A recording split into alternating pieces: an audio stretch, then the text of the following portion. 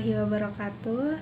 Perkenalkan, nama saya Desi Indasari, NIM 1713516, kelas SPIA semester 6. Baik, di video kali ini saya akan mereview buku untuk memenuhi UAS mata kuliah kajian naskah sejarah. Dan di sini saya akan mereview tentang Hikayat Banjar karya Johannes Jacobus Ras.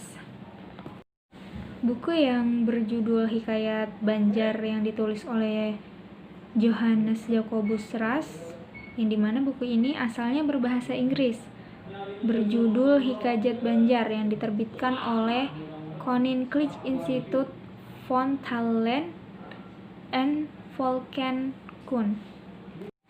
Dan kemudian buku ini diterjemahkan ke bahasa Malaysia oleh Siti Hawa Saleh dan disunting oleh Ilyas Muhammad Saleh. Cetakan buku Dewan Bahasa dan Pustaka Kementerian Pendidikan Malaysia, Kuala Lumpur pada tahun 1990. Di dalam terjemahan buku ini terdapat sebanyak 497 halaman. Hikayat Banjar ini adalah nama umum yang dipakai untuk menyebut kumpulan berbagai naskah-naskah Tambo atau babat sejarah Kesultanan Banjarmasin dan Kerajaan Kota Waringin, Indonesia. Hikayat Banjar ini terdiri dari Hikayat Banjar Resensi 1 dan Hikayat Banjar Resensi 2. Hikayat Banjar Resensi 1 ini diambil dari cerita turunan Raja-Raja Banjar dan Kota Waringin. Sedangkan Hikayat Banjar Resensi 2 diambil dari sejarah Lambung Mangkurat, Tutur Candi, dan lain sebagainya. Secara struktur, Hikayat Banjar dapat dibagi dalam 9 bagian. Kisah pertama mengisahkan asal kerajaan Hindu di Tenggara Pulau Kalimantan, atau sekarang Provinsi Kalimantan Selatan. Fungsi kisah ini adalah jelas untuk memberikan model bagi organisasi politik kerajaan dan menetapkan pedoman bagi istiadat istana dan kesusilaan. Ini diikuti dengan 8 bagian mengisahkan secara berturut-turut mengenai Raja dan Permaisuri pertama dinasti atau Kerajaan Negara Dipa, diikuti dengan bagian Susur Galur Keraton 1.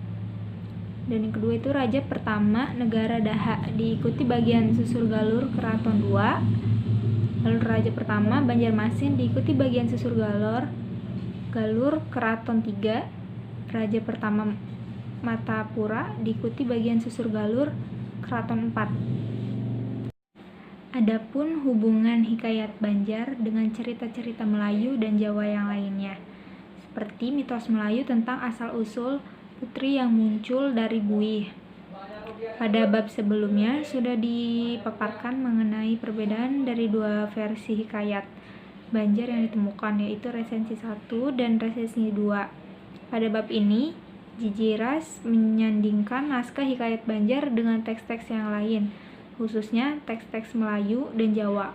Menurut Ras, unsur yang sangat terlihat dalam Hikayat Banjar salah satunya adalah munculnya Putri Junjung Buih dari Buih dan perkawinannya dengan Raden Putra atau Maharaja Suryanata. Kedua tokoh ini merupakan nenek moyang mitikal dinasti Banjar. Dalam bukunya mengenai Hikayat Banjar, Chense berpendapat motif seperti ini banyak juga ditemukan pada teks-teks Melayu lainnya, walaupun dengan cerita yang berbeda. Seperti pada cerita berikut ini.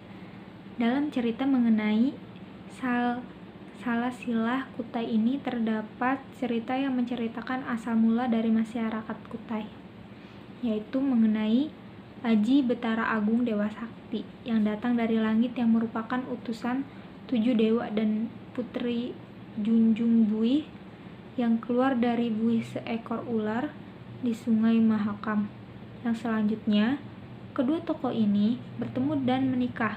Cerita seperti ini juga dianggap sebagai asal-usul nenek moyang masyarakat Kutai. Dalam cerita Sukadana juga terdapat cerita mengenai putri yang muncul dari semak-semak pada saat Raja Brawijaya dari Majapahit sedang berburu. namanya Putri Buton. Kemudian Brawijaya mengawini putri ini. Brawijaya juga mengawini putri yang muncul dari bunga-bunga air, namanya Putri Lindung Bui. Ini juga merupakan sebuah cerita asal-usul yang bermotif sama dengan cerita-cerita sebelumnya. Masih banyak motif cerita asal-usul seperti ini yang ditunjukkan Gigi Ras di antara dalam naskah sejarah Melayu, Hikayat Marong Mahawangsa, Hikayat Raja-Raja Pasai, dan Hikayat Aceh. Suatu unsur penting yang sama dalam semua cerita di atas adalah berlaku untuk teks-teks yang bersifat sejarah atau separuh sejarah. Cerita tentang putri dan putra yang muncul secara mistik dari sesuatu merupakan komponen sejarah awal dinasti suatu kerajaan. Satu sifat penting yang sama didapati dalam cerita Hikayat Banjar dan Salasilah Kutai. Cerita mengenai asal-usul Putri Junjung Bui diceritakan dengan terperinci dan merupakan tema pusat cerita. Ini berbanding terbalik dengan cerita yang terdapat dalam sejarah Melayu. Cerita mengenai asal-usul hanyalah satu bagian cerita kecil. Itu karena cerita Salasilah Kutai dalam bentuk kuno. Cerita mengenai Putri Junjung Bui masih berfungsi sebagai mitos asal-usul yang sangat sakral dan merupakan dasar berbagai upacara adat. Itulah menunjukkan Salasilah Kutai dan Hikayat Banjar adalah teks yang dianggap suci dan berlaku untuk jangka waktu yang lama. Cerita mengenai asal-usul ini menunjukkan bahwa tujuan mitos Melayu tentang asal-usul adalah penciptaan satu penyatuan antara dua unsur kosmik yang berbeda. Misalkan air atau dunia bawah dengan matahari atau dunia atas yang bersatu melalui perkawinan, dan penyatuan yang bersifat mitos ini digambarkan untuk asal-usul raja atau dinasti suatu tempat dan asal-usul seluruh masyarakat tersebut.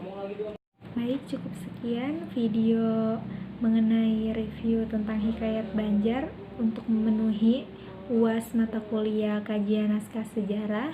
Kurang lebihnya mohon maaf. Wassalamualaikum warahmatullahi wabarakatuh.